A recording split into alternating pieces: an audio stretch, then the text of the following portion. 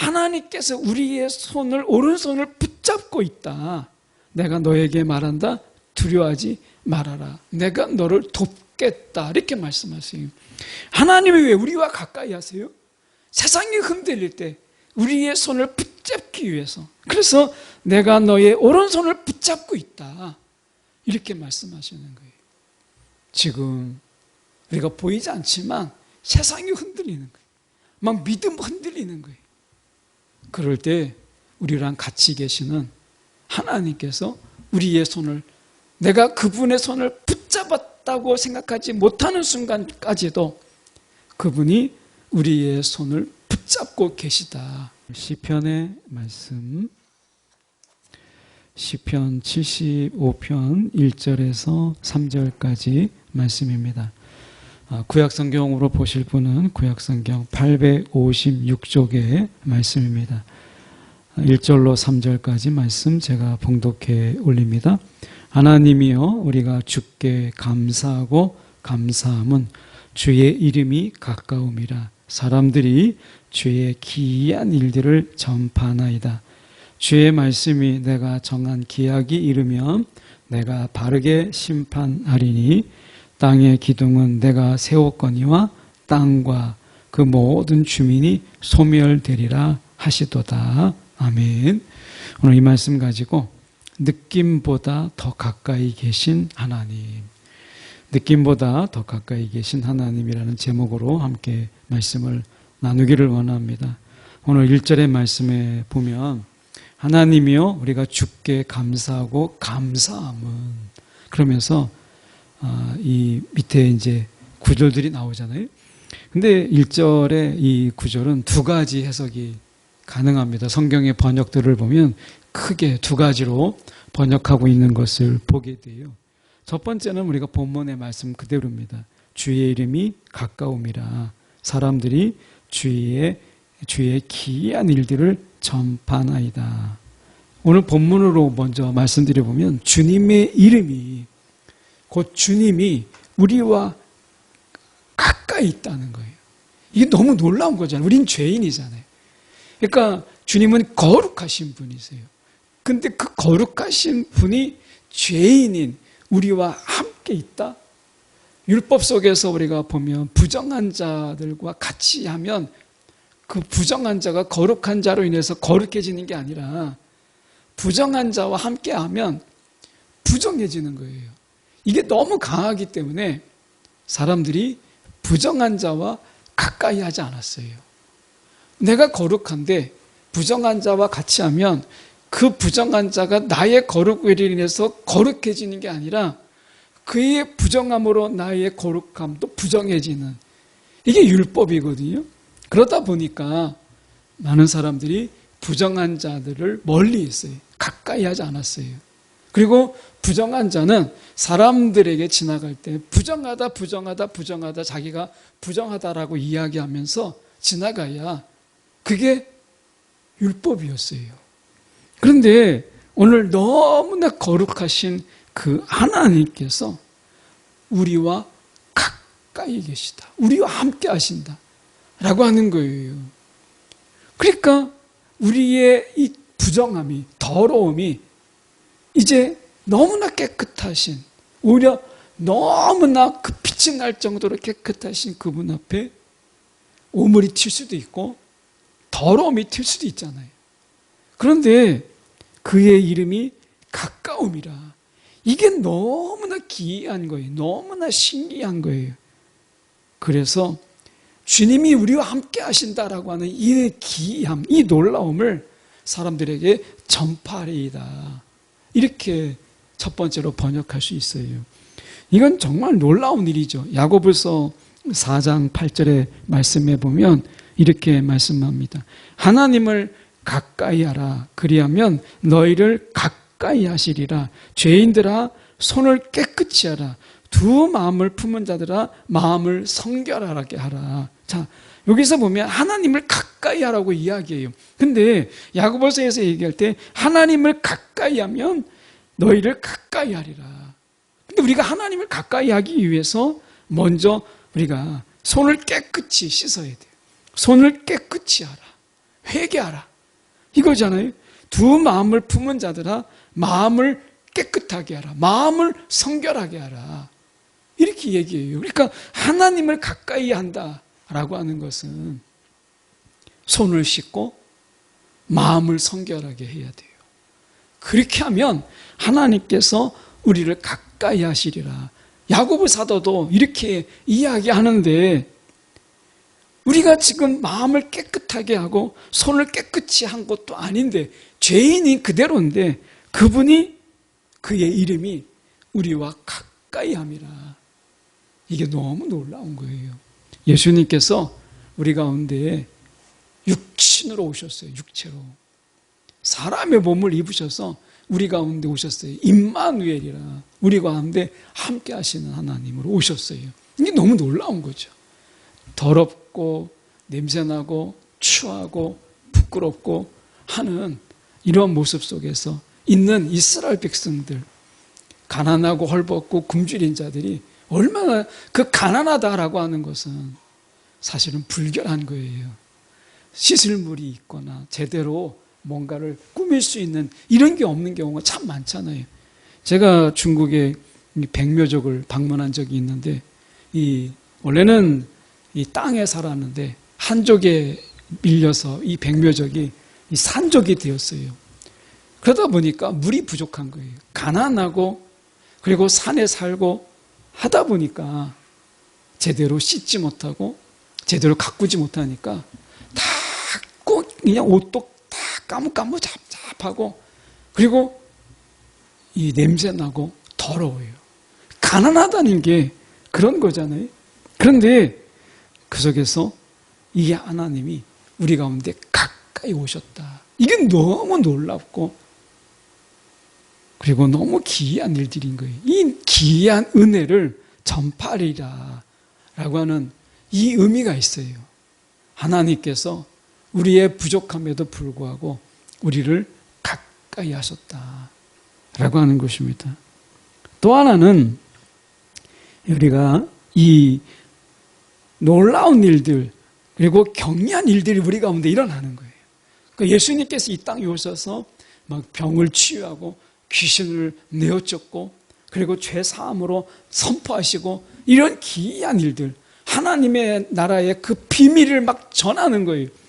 이런 기이한 일들이 있는 걸 보니까 하나님이 우리와 함께 하심이 분명하다 이렇게도 해석할 수 있어요.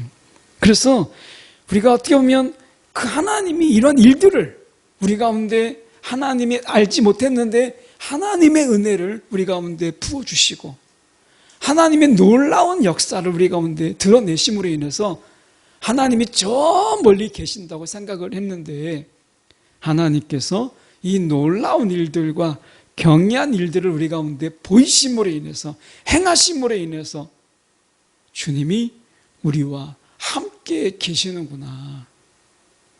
주님이 이것을 선포하시고 우리 가운데 지금 이것을 보이시는구나. 그분께 감사하고 감사하라. 이렇게 해석할 수도 있어요. 저는 이 두 가지가 다 가능하다고 봐요. 예수님께서 그것을 보이셨잖아요. 우리와 함께하는 것을 알지 못했는데 우리와 함께한다는 것을 깨닫지 못했는데 그분이 우리 가운데 놀라운 은혜를 베푸세요. 놀라운 일들을 베푸세요. 하나님이 우리와 함께 하시는구나. 우리가 은혜를 경험할 때 우리가 때로는 기도의 응답이 있을 때 어떻게 하나님이 저 멀리 계시는 분이 아니라 정말 그분이 내 기도를 들으실까라고 생각했는데 아니구나. 우리와 정말 가까이 계시는구나. 우리가 느끼는 것보다 훨씬 더 가까이 계시는 분이시구나 라고 하는 거예요. 오늘 그런 의미에서 여러분 우리는 하나님이 우리와 가까이 계신다. 아니 우리와 함께 하신다 라고 하는 것을 잊지 말라는 거예요. 하나님이 우리와 함께 하신다. 자, 이게 왜 중요하냐? 2절은 이렇게 이야기합니다. 주의 말씀이 내가 정한 기약이 이르면 내가 바르게 심판하리니 이렇게 말씀하죠. 욥기서 11장 10절에 보면 하나님이 두루 다니시다가 죄인마다 쇠고랑을 채우고 재판을 여시면 누가 감히 막을 수 있겠느냐. 하나님이 두루 다니시다가 죄인을 만났어요. 그 죄인을 쇠고랑을 채우고 하나님이 일방적으로 재판을 여셔요. 그런데 그게 부당하다고, 내가 준비가 안 됐다고 그 하나님께 따져가며 그분의 재판을 막을 수 있는 자가 누가 있느냐. 욥기서에 그런 말씀이 있어요. 하나님의 심판, 하나님의 이 재판은 오늘 당장 있어도요, 누가 막을 수가 없어요. 그 공의로운 재판. 하나님은 증거가 필요 없다고 말씀하시잖아요. 하나님 앞에 내가 이런 사람입니다, 증거를 보일 필요가 없어요. 하나님이 모르시는 게 없잖아요. 우리가 어떤 행함을 가졌고 어떤 믿음을 가졌는지 그분 앞에 우리가 변명할 수가 없다는 거예요. 이미 다 알고 계시니까. 그래서 그분의 재판은 언제나 공의로워요. 그래서 2절에 보면 주의 말씀이 내가 정한 기약이 이르면 내가 바르게 심판하리니 라고 말씀하세요. 오늘 정한 기약, 정한 때가 어느 때인지 우리가 알 수 없지만 중요한 것은 주님이 함께 하실 때, 이때가 기회다. 주님이 우리와 함께 하실 그때가 기회다 라고 하는 거죠. 이스라엘 백성들을 우리가 보면 예수님께서 이 땅에 오셔서 사람의 몸으로 계실 때에 이스라엘 백성들이 예수를 만나고 치유되고 혈루증 앓는 자가 혈루병이 낫고 죽은 자가 살아나고 하는 일, 놀라운 일들이 있었잖아요. 근데 모두가 다 경험한 건 아닌 거예요. 예수가 그 자리에 예루살렘에 있고 저 갈릴리에 있고 가버나움에 있다고 해서 가버나움이 전체가 막 다 기적의 그런 마을들로 된 것이 아니라는 거죠. 오늘 주님이 계실 때, 함께 계실 때 주님과 함께하는 자가 이 기적을 경험하고 그리고 놀라운 일들을 경험하고 죄사함을 경험하잖아요. 그러니까 오늘 이 정한 때, 이것은 함께 할 때라는 이 말씀이죠. 성령이 우리와 함께 할 때가 지금 기회다. 이거를 하루하루를 우리가 성령이 우리와 함께 할 때를 소중히 여겨야 된다라고 하는 거예요. 주님이 함께 했음에도 불구하고 우리가 주님과 함께 하지 않는 자들은 심판을 면할 수가 없어요. 성령이 우리 안에 계심에도 불구하고 우리가 성령과 함께 하지 않을 때 우리 가운데 임하는 주님의 심판은 막을 수가 없어요. 그래서 우리가 성령을 거역하는 자, 그에게는 하나님의 심판을 면할 수 없다고 말씀하시잖아요. 그래서 우리가 함께 있을 때, 그럴 때 우리가 지금 야고보서의 말씀처럼 하나님을 가까이 하기를 힘써야 된다라고 말씀하고 있는 거예요. 3절에 보면 우리가 그것을 더 분명한 이유를 발견하게 되죠. 땅의 기둥은 내가 세웠거니와 땅과 그 모든 주민이 소멸되리라 하시도다. 이 다른 번역의 성경을 보면 좀 더 확실하게 와닿습니다. 땅이 진동하고 거기에 사는 사람들이 흔들리고 비틀거릴 때에 땅의 기둥을 견고하게 붙드는 자는 바로 나다. 바로 나다. 그래서 세상 흔들리고, 우리가 그런 찬양 있잖아요. 세상 흔들리고 우리가 믿음 흔들릴 때 우리가 주님을 붙잡아야 된다는 거예요. 지금 3절이 그런 거 아니겠어요? 오늘 왜 주님이 우리와 함께 하세요? 우리를 붙잡아두기 위해서. 주님은 이 땅의 기둥만을 견고하게 붙잡는 자가 아니라 세상이 흔들릴 때, 믿음이 흔들릴 때 우리를 붙잡아 주시는 분이시다라고 하는 거예요. 그래서 우리가 이사야서 41장 13절에 이 말씀에 보면 나는 주 너의 하나님이다. 그러면서 아주 중요한 말씀을 하십니다. 내가 너의 오른손을 붙잡고 있다. 하나님께서 말씀하세요. 하나님께서 우리의 오른손을 붙잡고 있다. 내가 너에게 말한다. 두려워하지 말아라. 내가 너를 돕겠다. 이렇게 말씀하세요. 하나님이 왜 우리와 가까이 하세요? 세상이 흔들릴 때 우리의 손을 붙잡기 위해서. 그래서 내가 너의 오른손을 붙잡고 있다. 이렇게 말씀하시는 거예요. 지금 우리가 보이지 않지만 세상이 흔들리는 거예요. 막 믿음 흔들리는 거예요. 그럴 때 우리랑 같이 계시는 하나님께서 우리의 손을, 내가 그분의 손을 붙잡았다고 생각하지 못하는 순간까지도 그분이 우리의 손을 붙잡고 계시다라고 말씀하시잖아요. 여러분, 오늘 주님이 우리의 손을 붙잡고 있다. 그래서 그나마 이렇게 세상이 흔들리고 우리가 신앙이 흔들리고 믿음이 흔들려도 하나님 곁을 떠나지 않는 것은 우리의 믿음이 좋아서가 아니라 그분이 우리의 오른손을 흔들리지 않도록 붙잡고 계시기 때문에 그런 거죠. 그분의 도우심, 그분의 함께 하심이 우리 가운데 있기 때문에 그렇다는 거예요. 그런데 우리가 마냥 우리가 주님이 우리를 붙잡고 있기 때문에 이제 안심이다. 이렇게 하지 말고 요한계시록의 말씀에 보면, 요한계시록 12장 17절의 말씀에 보면, 그러자 용이 여자에게 분노를 품고 여자의 후손에 남은 사람들 곧 하나님의 계명을 지키고 예수의 증거를 붙잡는 사람들, 이렇게 나옵니다. 더불어 전쟁을 하려고 이렇게 돼요. 하나님의 계명을 지키고 예수의 증거를 붙잡는 사람들. 자, 하나님이 우리의 오른손을 붙잡아요. 그럼 우리가 해야 될 일이 뭐예요?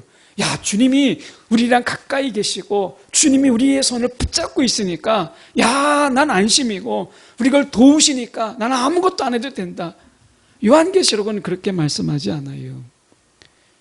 두 가지를 이야기하죠. 하나님의 계명을 지켜라. 하나님의 계명을. 하나님이 붙잡고 있을 때 세상에서 막 세상이 흔들린다고 변명하지 말고 하나님의 계명을 지켜라. 두 번째가 더 중요하죠. 예수의 증거를 붙잡는 자가 되라. 예수의 증거. 이게 뭐겠어요? 십자가와 부활. 그리고 더 중요한 것은 예수님의 이 땅에서의 삶이죠. 삶. 예수님께서 하나님의 나라를 이 땅에 전파하시면서 하나님의 나라를 살아내셨잖아요.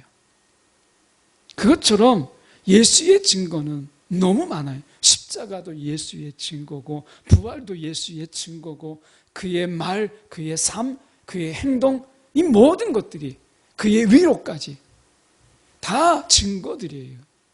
그래서 예수의 증거를 붙잡는 자가 되라 라고 말씀하세요.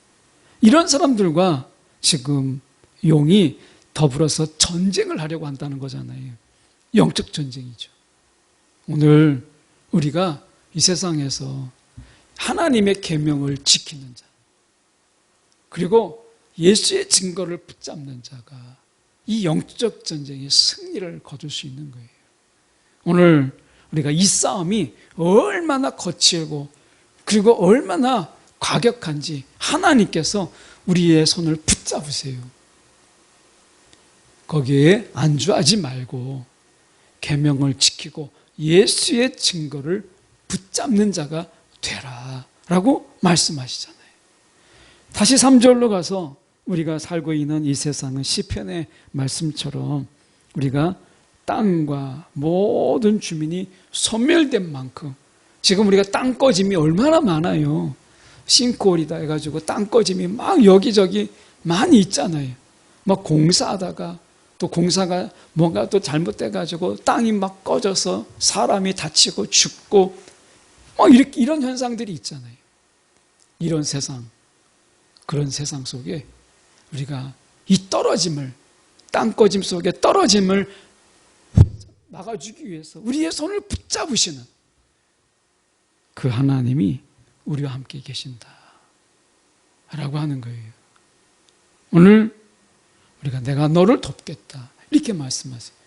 이 돕겠다라고 하는 것은 뭔가를 하게 하기 위해서 도우시는 거잖아요.